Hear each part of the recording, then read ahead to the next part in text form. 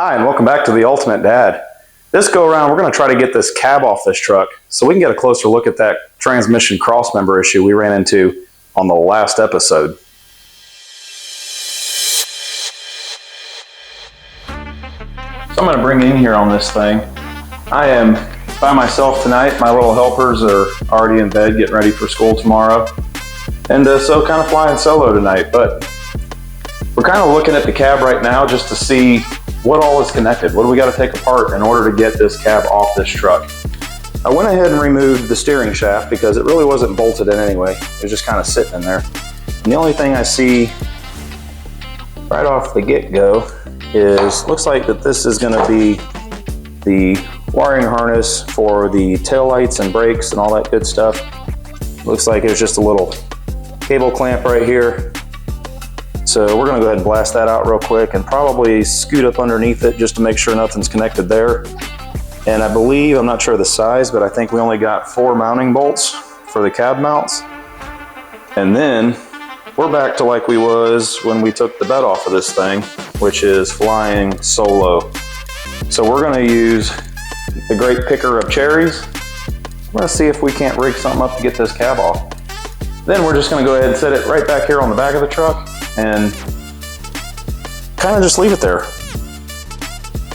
Okay, I didn't see anything else really holding us in place on this cab. So this is on the passenger front. This is one of the cab mounts. And then we're gonna have, gotta get a better angle. I know it's a little bit dark, but you can see there's one here at the back of the cab. Now, it's gonna be the same thing on the other side. So let's go ahead and get our impact gun set up so we can get those bolts out. And with any luck, we'll probably strip out all the threads, and that's gonna be something that we have to have surgery on too. But we're gonna give it a shot. So I got the passenger side rear out. And I gotta tell you what, this is what I love about the Carolinas. 91 S-10.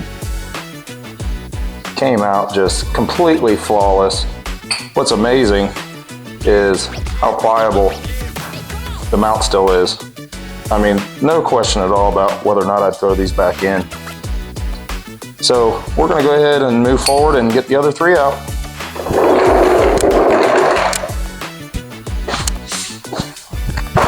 Now I know what you're thinking. You're probably thinking to yourself, hey, why don't you quit being such an idiot and put the thing up on some jack stands?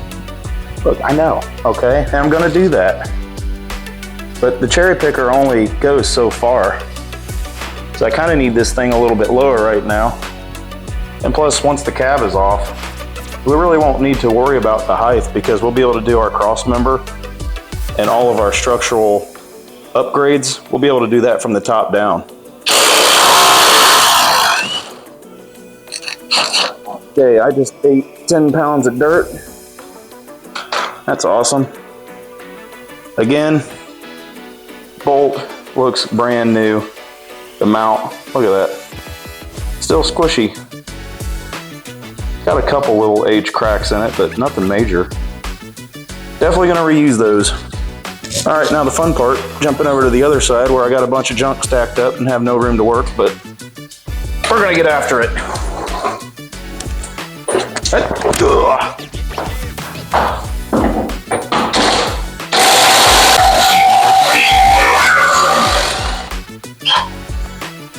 Well, the bolts are out.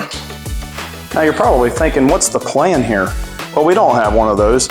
We're just kind of doing what we think we need to do. I've never done anything like this. We're not professionals here. This is some backyard building. That's all this is. Now, if you've asked yourself the question, why did you pick an S-10? I got 5 reasons why I picked an S-10. For one, it was $125 for this truck. For C, you can't hardly do a body off job like you can do a full body car. You got to pull the whole body off. This thing is just you take the bed off and you're halfway there. Take the cab off, you're other half. So that's the second reason. Reason 4 is it's a full frame vehicle. You can put any rear end in this thing. You can put any engine in this thing. And reason 8 is it was $125. Or was that reason 1? That's such a good reason that makes up the other 6 reasons. Close up on the inside. It would probably help if I cleaned all this stuff out. It'd probably make it lighter and easier to manage. But we're not gonna do any of that. We're just gonna see if we can't rig something up to just lift it the way it is. I wouldn't think that this cab would weigh more than a, 500-600 pounds. Even that would be pushing it, even with all the junk in it. So let's see what we can rig up. So this thing is rigged. Right, wrong, or indifferent. Bad idea, good idea, whatever your thoughts are. I know, yeah, you're squeezing the doors in, but look, if we want this truck to be that nice, neighbors are gonna start thinking that we got money. We don't want that. So what we did here, we just ran a long set of 2-inch ratchet strap, kind of around the doors, loop back around. I had to pick it from that way because it was a little heavy on the firewall side. But now she's kind of tilting to the back. So we're just gonna use a couple of these little green straps, just kind of pick from the back, go up to the cherry picker and kind of like level this thing up to stabilize it some. I did forget to disconnect the parking brake cable. So that's perfect. So I gotta figure out how to disconnect that. Actually, I see it right down in there. I should be able to just undo that bolt right out of the center of it and let that thing come out of there. So we're gonna dive into that. Well, I got down under there and undid the bolt for that parking brake cable. So with any luck, hopefully I can pull this thing out of the frame.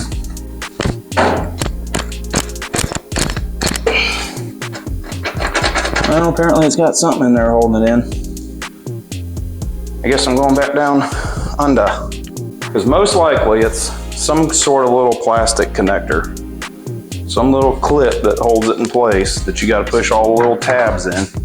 What's going to happen is I'm going to get down here and get stuck. All right, now that the light is officially blinding me, can you see me? Hi. Don't worry, girl, it's not your fault. You're a 1991 model. You're gonna have some dirt in places that you won't want to talk about. It's all right. Can't really see the backside. There's got to be another one of those little tabs. Thing is, I don't want to break this to get it out because I actually want to keep my parking brake.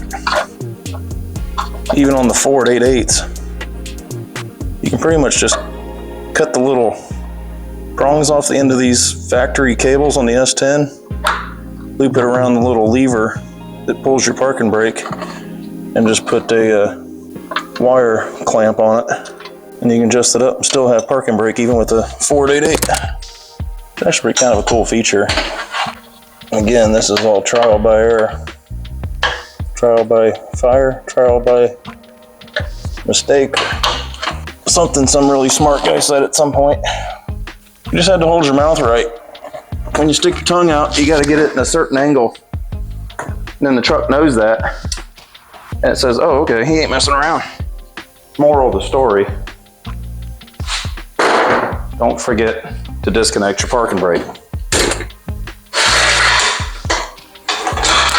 Oh, what now? It's because I'm not smart and put the nut back on the end of the threads. All right, hey, success. All right, that is all that's holding the cab on, officially. All right, now let's get back on the green straps. Try to get this cab leveled up a little bit. See if we can't get this cab off this thing. I'm not gonna say once and for all, because it's gonna go back on. Tell you what, sure is quiet without the kids.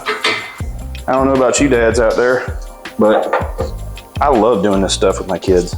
I love doing anything with my kids. They're fun. Kids just want to have fun. I'm gonna name this thing Lopsided Larry, but that's all right. Is it good enough? Hyperspeed.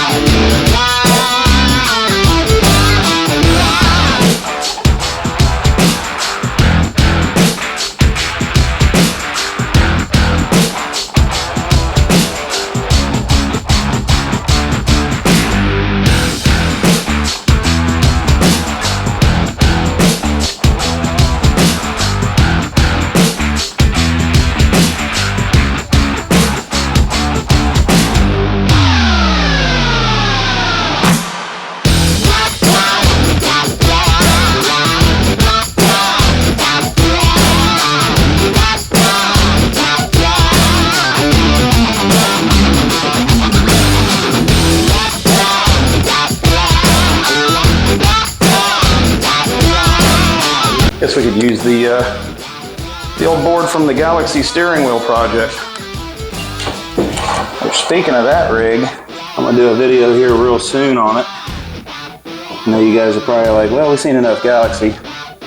But what you don't know is, when I did the steering wheel video, I mentioned that that car was gonna be featured in my niece's wedding.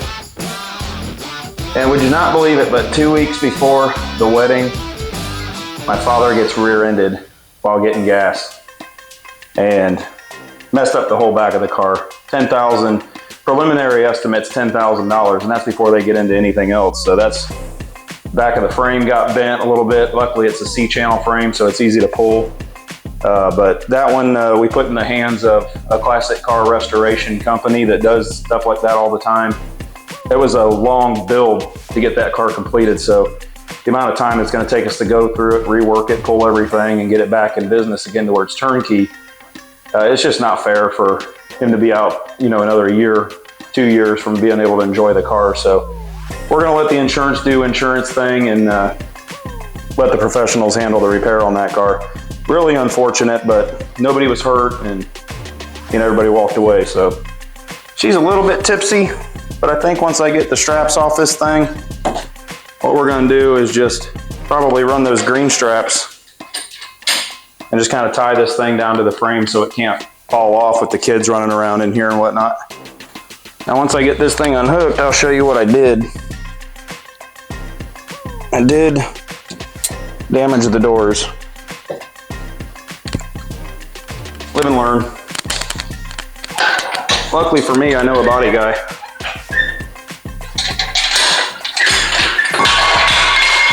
Yeah, you stay out of there. If you haven't noticed, the shop's in a little bit of a mess with a little bit of disarray. There's a good reason for that. I got cabinets going into the laundry room that I still haven't done yet. And also building, or the stairs are already built going up to our bonus room above the garage, but we're finishing the staircase, so that's why there's table saws, circular saws, all that stuff in here. So got a few projects going on, plus the basement where you've seen the music video. We're going to be refinishing that whole basement soon. Not refinishing it, it never was finished, so we're going to start from scratch. I got a mini split HVAC unit to go in over there. Just going to have to do some permitting with the county and try to get all that squared away. But let's see if we can't get some straps on this bad thing, just to make sure that it doesn't you know, fall off and kill the kids, or the dog, or me.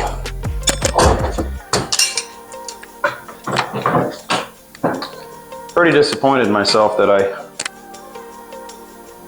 really was naive enough to think that it wasn't gonna bend those doors. But it's just down here at the very bottom lip. Nothing we won't be able to straighten up. Got to get painted anyway. It's just this cab was, you know, before I did that, this cab was perfect. But that's okay. What's another couple hours on a build to this extent? And by the way, it did both doors, not just the passenger side. So I know all you guys out there screaming at your TV, calling me an idiot. You're right, I am. I can be. It happens. Never said I was smart, but it is an easy fix. Not that worried about it. Didn't crease anything. Didn't even crack the paint. Just kind of rolled it up under there a little bit. So I won't bore you with tying down the cab. I'll do that in a second, but let's see what we got. Since I didn't have it on jack stands whenever I did the original, you know, engine transmission fitment, this is what we had going on with the cross member. And see what I mean? It's not that hard now to kind of get in here and make a plan of what needs to happen. You remember in the one video, these bolt holes here didn't line up. We can still use the mount. These ones do. And it looks like there's a whole nother slot that we might be able to utilize down here to be able to pull this back, but then it's going to have this thing on it.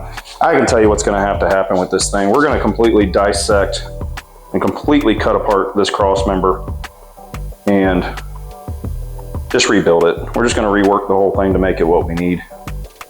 But that's okay. But I think that that's where we're gonna hang it up tonight. Look at me sweating. Didn't turn the air conditioner on. But there you have it. I know that these projects in the very beginning like this go slow. It doesn't seem like video after video that a lot of progress is getting made, but believe it or not, this is quite a bit. Once the foundation of this thing, like I've mentioned before, is complete, then that's whenever, you know, frame gets pushed outside. We're gonna wash this frame, we're gonna paint it. Of course, after all the supports and we, you know, weld and box in all the notches that we made in our K-member. But once that frame gets painted, she's gonna roll back in here, and that's when stuff's gonna really start flying together. Right now, the next step is transmission cross member, degrees on the motor, match the rear end. We got a wide open slate right here. We have nothing obstructing what we need, and this is gonna make the whole job go so much faster. But then we'll get a drive shaft measurement, get a drive shaft made for this thing, and then we'll do a full assembly of the drive shaft, transmission, engine. Of course, like, there's still no torque converter, flywheel, all that's coming apart. That transmission still needs to be built. And from there, we'll be able to really just kind of lock it down and say, all right, this is where it's gonna sit, and we're gonna take off running from there. So, but we're gonna hang it up here today. I hope you enjoyed the video. We're gonna be right back after with a new video next week, and we're gonna get this cross member mocked up. I might try to do that off camera. I don't wanna bore you with the whole video on such a small project, but we're gonna get back after this thing and really tear into it. Once this cross member is set, we're gonna get a drive shaft length, start working on getting that built. Then our foundation is there.